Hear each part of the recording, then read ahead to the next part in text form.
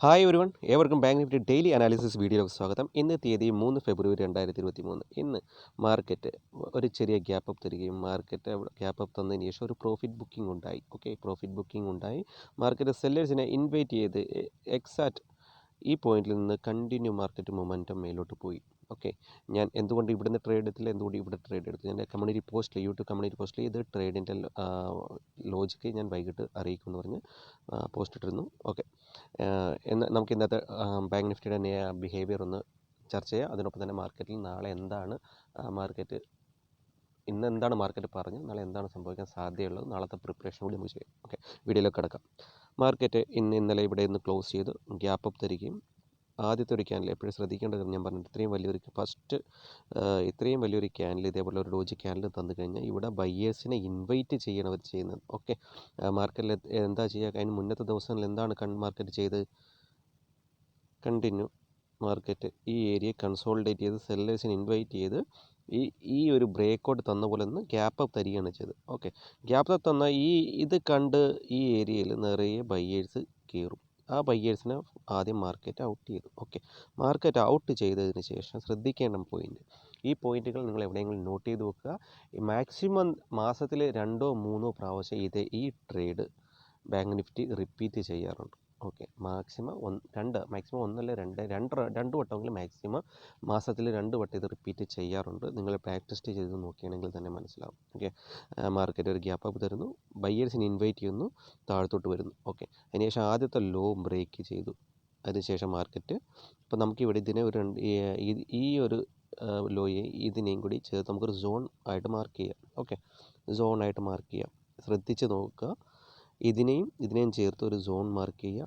ആ സോണിനെ ബ്രേക്ക് ചെയ്തത് മാർക്കറ്റിൽ പിന്നെ ഒരു പ്രോഫിറ്റ് ബുക്കിംഗ് വന്നു. ഇതറിയാത്ത റീറ്റെയിൽ ആയിട്ടുള്ള സെല്ലേഴ്സ് പിന്നെ സെല്ല് ചെയ്ത് എക്സാക്റ്റ് അവിടെ നിന്ന് തന്നെ റീടെസ്റ്റ് ചെയ്ത് താഴ്ത്തു വന്നു. ഈ റീടെസ്റ്റിൽ ആരാ വരിക?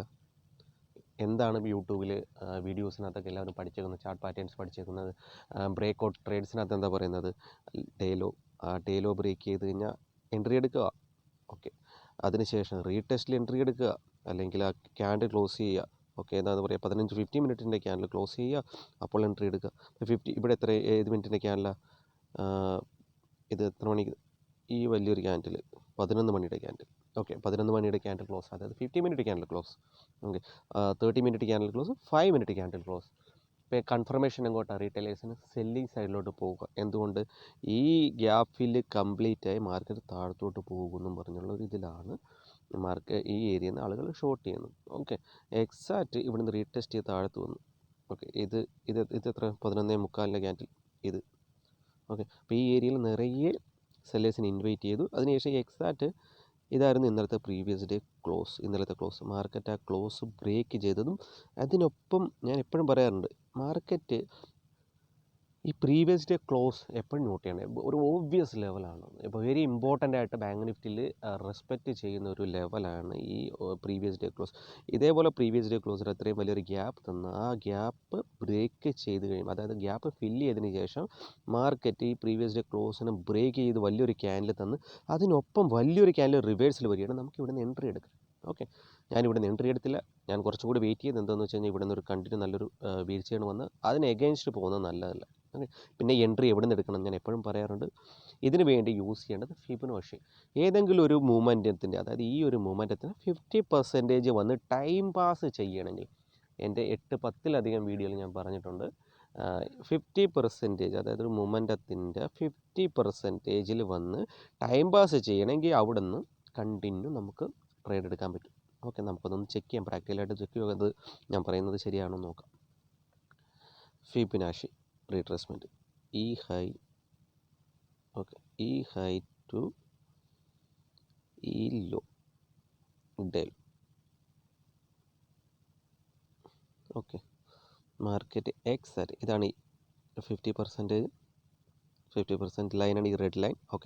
മാർക്കറ്റ് ഈ ലോയിൽ നമ്മൾ മാർക്ക് ചെയ്ത് എക്സാക്റ്റ് 50% റിജക്ഷൻ, 50% റിജക്ഷൻ, 50% റിജക്ഷൻ, അതായത് മാർക്കറ്റ് ടൈം പാസ് ചെയ്ത് മാർക്കറ്റിന് ഇവിടുന്ന് 50% എപ്പോഴും ഇതിനെ കണ്ടിന്യൂ ചെയ്യണമെന്നുണ്ടെങ്കിൽ ഇത് 38%, അതായത് ഇവിടുന്നേ കണ്ടിന്യൂ താഴത്തോട്ട് പോകണമായിരുന്നു, അല്ലെങ്കിൽ ഇവിടുന്നേ കണ്ടിന്യൂ താഴത്തോട്ട് പോകണമായിരുന്നു, അല്ലെങ്കിൽ 50% വന്നെങ്കിൽ കണ്ടിന്യൂ താഴത്തോട്ട് പോകണമായിരുന്നു. ഓക്കെ, അപ്പോൾ ഈ ഏരിയയിൽ ടൈം പാസ് ചെയ്യണം. ഒരു വട്ടം ഇൻവൈറ്റ് ചെയ്ത് സെല്ലേഴ്സിനെ, പിന്നെയും ഇൻവൈറ്റ് ചെയ്ത്, പിന്നെയും ഇൻവൈറ്റ് ചെയ്തു, ഞാനിവിടെ നിന്ന് എൻട്രി എടുത്തു. അതായത് 1, 2, 3 വട്ടം ഇൻവൈറ്റ് ചെയ്തപ്പോൾ ഞാനിവിടെ നിന്ന് എൻട്രി എടുത്തു.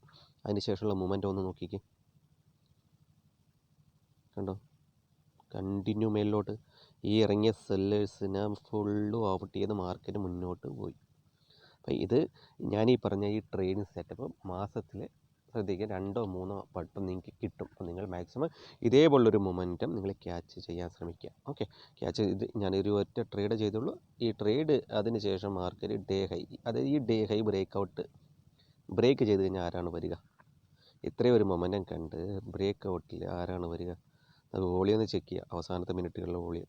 ഓക്കെ, ഈ ഏരിയയിൽ നിറയെ ബയ്യേഴ്സ് കയറിയിട്ടുണ്ട്. ഈ ഏരിയയിൽ നിറയെ ബയ്യേഴ്സ്, അതായത് ബ്രേക്ക് ഔട്ട്, ഈ ഡേ ഹൈ ബ്രേക്ക് ഔട്ട് കഴിഞ്ഞാൽ കണ്ടിന്യൂ റോക്കറ്റ് പോലെ മേലോട്ട് പോകണം മാർക്കറ്റ്. അതിന് ശേഷമുള്ള ബിഹേവ് നോക്കി, അതിനുശേഷമുള്ള ബിഹേവ്, അതായത് ഈ ഹൈ ഡേ ഹൈ ആയിരുന്നു ഇന്നത്തേത് ആദ്യത്തെ. ഈ ഹൈ ബ്രേക്ക് ചെയ്തപ്പോൾ പിന്നെ മാർക്കറ്റിൻ്റെ മൂവ്മെൻറ്റ് ചെറിയ ക്യാൻഡിൽസ്. അപ്പോൾ ഈ ഏരിയയിൽ നിറയെ റീറ്റെയിലേഴ്സുള്ള ബയ്യേഴ്സിനെ ഇൻവൈറ്റും ചെയ്തിട്ടുണ്ട്. അതിനൊപ്പം തന്നെ മാർക്കറ്റിൽ നിന്നൊരു ചാർട്ട് പാറ്റേൺ ഉണ്ടാക്കിയാണ് മുന്നോട്ട് പോകുന്നത്. ഞാൻ എപ്പോഴും പറയാറുണ്ട്, ഒരു ചാർട്ട് പാറ്റേൺ ഉണ്ടാക്കി മാർക്കറ്റ് ഒരു ഓബ്വിയസ് ലെവൽ ബ്രേക്ക് ചെയ്ത് കഴിഞ്ഞാൽ അവിടെ നിന്ന് ആ ഏരിയയിൽ കയറിയാൽ ബയ്യേഴ്സ് ട്രാപ്പ് ആകാനുള്ള സാധ്യത കൂടുതലായിരിക്കും. അതായത് ഇവിടെ ബയ്യേഴ്സ് അല്ലേ. അപ്പോൾ ഇവിടെ എന്ത് ചാർട്ട് പാറ്റേൺ ആണെന്ന് നമുക്ക് നോക്കാം. ഹൈലൈറ്റ് എടുക്കാം ഞാൻ. Okay, inverter head and shoulder, ഇതിന് നെക്ക് ലൈനാണ് ഇത്, 50% നെക്ക് ലൈൻ. ഓക്കെ, നമുക്ക് ഇതൊരു യൂസ് ചെയ്യാൻ ഇതുവരെ ഈ ഏരിയ വരെ. ഈ ഏരിയയിൽ നിറയെ സെല്ലേഴ്സ് വന്ന് കയറി.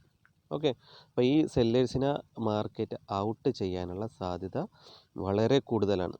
സോ നാളത്തെ ദിവസത്തെ മാർക്കറ്റിനകത്ത്, അതായത് നാളെ ഏകദേശം ഈ ഏരിയയിലുള്ള ബയ്യേഴ്സിനെ മാർക്കറ്റ് ആദ്യം ഔട്ടാക്കാൻ സാധ്യതയുണ്ട്. ഇല്ല എന്നുണ്ടെങ്കിൽ മാർക്കറ്റിന് കണ്ടിന്യൂ കൊണ്ടുപോകണമെന്നുണ്ടെങ്കിൽ ആദ്യം ഒരു ഫ്ലാറ്റ് ഓപ്പണിങ്ങോ അല്ലെങ്കിൽ ഗ്യാപ്പ് ഡൗണോ തന്ന് ഈ ബയ്യേഴ്സിനെ ഔട്ട് ചെയ്ത് മാക്സിമം സെല്ലേഴ്സിനെ അട്രാക്റ്റ് ചെയ്ത് മേലിലോട്ട് പോകാൻ സാധ്യതയുണ്ട്. ഇല്ലെങ്കിൽ ചെറിയൊരു ഗ്യാപ്പ് അപ്പ് കൂടി തന്ന് സെയിം ആസ് ഇന്നത്തെ പോലെ തന്നെ വലിയൊരു ഡേ ഹൈ ഉണ്ടാക്കി പിന്നെ ആ ഡേ ഹൈനെ ബ്രേക്ക് ചെയ്യുന്ന പോലെ കാണിച്ച് ആ ഏരിയ കൺസോളിഡേറ്റ് ചെയ്യുകയാണെങ്കിൽ, എപ്പോഴും ശ്രദ്ധിക്കുക, ഒരു ഡേ ഹൈ ക്രിയേറ്റ് ചെയ്തതിന് ശേഷം താഴത്ത് വന്നു. ഓക്കെ, അതിനുശേഷം അതായത് ആ ഒരു മൂവ്മെൻറ്റത്തിൻ്റെ 50% വരെ വന്നിട്ടാണ്, അല്ല 50% അല്ല താഴത്ത് വരെ വന്നിട്ടാണ് പിന്നെയും മേളിൽ ചെല്ലുന്നതെങ്കിൽ ആ ഏരിയയിൽ ബ്രേക്ക് ഔട്ട് തന്നു കഴിഞ്ഞാൽ കണ്ടിന്യൂവേഷൻ ഇല്ല എന്നുണ്ടെങ്കിൽ അതിനായിട്ട് നിങ്ങൾ യൂസ് ചെയ്യേണ്ട 1 മിനിറ്റ് യൂസ് ചെയ്യുക. 1 മിനിറ്റിനകത്ത് ഒരു ബ്രേക്ക് ഔട്ട് ഒരു ലൈൻ വരയ്ക്കുക ഡേ ഹൈ.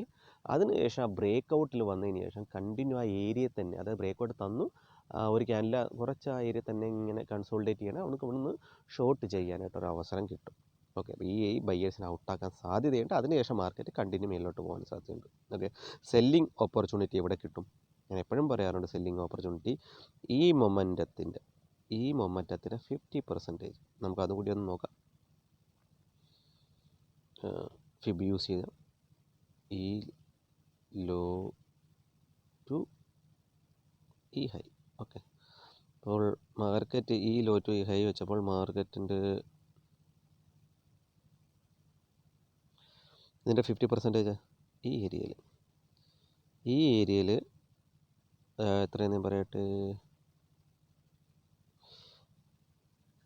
4100ൻ്റെ 41,100ൻ്റെ ഏരിയയിൽ മാർക്കറ്റ് ടൈം പാസ് ചെയ്യണമെങ്കിൽ ഇവിടുന്ന് സെല്ലിംഗ് ഓപ്പർച്യൂണിറ്റി നമുക്കുണ്ടാവും.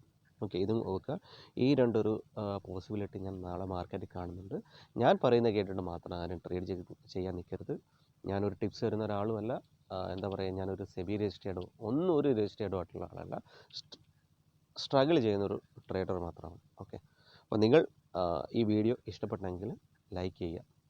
ഇതേപോലുള്ള വീഡിയോകൾ കിട്ടാൻ വേണ്ടി മാക്സിമം എന്നെ സപ്പോർട്ട് ചെയ്യുക. എന്തെങ്കിലും ഡൗട്ട്സ് ഉണ്ടെങ്കിൽ കമൻറ്റ് ബോക്സിൽ രേഖപ്പെടുത്തുക. നന്ദി, നമസ്കാരം.